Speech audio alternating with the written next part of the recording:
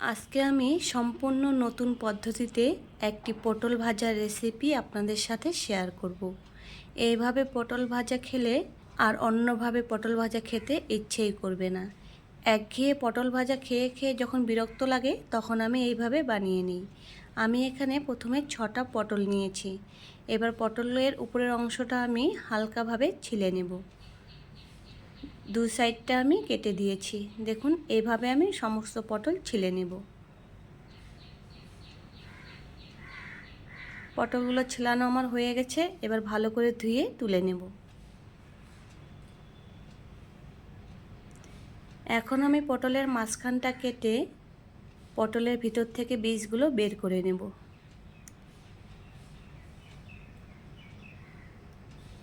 এইভাবে একই রকম করে আমি সব পটল থেকে বীজগুলো বের করে নেব। পটল থেকে বীজগুলো বের করা হয়ে গেছে। এই যে বীজগুলো, এগুলো আমি এবার কাজে লাগাবো। আর একটা প্যান বসিয়ে দিয়ে দিলাম তেল।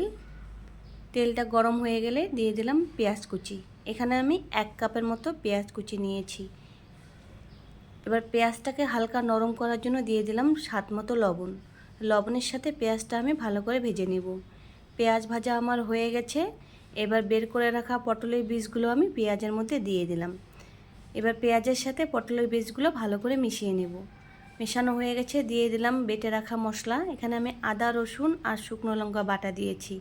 সব মশলা ভালো করে কষিয়ে নিলাম। দিয়ে দিলাম পরিমাণ মতো হলুদ।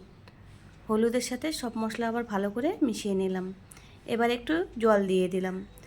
জল দিয়ে ভালো করে মশলাটা আমি কষিয়ে নেব। মশলা কষানো আমার হয়ে গেছে। এবার একটা প্লেটে তুলে নিলাম। এখন আমি এই মশলাগুলো পটলের ভিতরে ভরে দেব। এইভাবে আমি সমস্ত পটলের ভিতরে মশলাগুলো ভরে দেব। পটলে মশলা ভরা আমার হয়ে গেছে। এবার ওই প্যানে দিয়ে দিলাম তেল। তেলটা গরম হয়ে গেলে এখানে আমি একটা ডিম আগের থেকে ফেটিয়ে রেখেছি। ডিমের মধ্যে পটলের কাটা অংশটা ডুবিয়ে নিয়ে প্যানের মধ্যে দিয়ে দেব। এইভাবে সব পটলের কাটা অংশটাই আমি ডিমের মধ্যে ডুবিয়ে এখানে দিয়ে দিয়েছি। এবার দিয়ে দিলাম স্বাদ মতো লবণ, একটুখানি হলুদ গুঁড়ো। ডিমের মধ্যে পটলের কাটা অংশটা ডুবিয়ে নিলে পটলের ভেতর থেকে মশলাগুলো বের হবে না। এবার আমি একটু উল্টে পাল্টে নেব। সবগুলো পটল আমার উল্টে নেওয়া হয়ে গেছে। এবার একটা থালা দিয়ে 2 মিনিটের জন্য ঢাকা দিয়ে দেব। 2 মিনিট পর ঢাকাটা তুলে নিলাম। এবার আরেকটু এভাবে উল্টে পাল্টে নেব। পটলটা ভালো করে নরম হওয়ার জন্যই কিন্তু এই পটল ভাজাটা ঢেকেই ভাজতে হবে।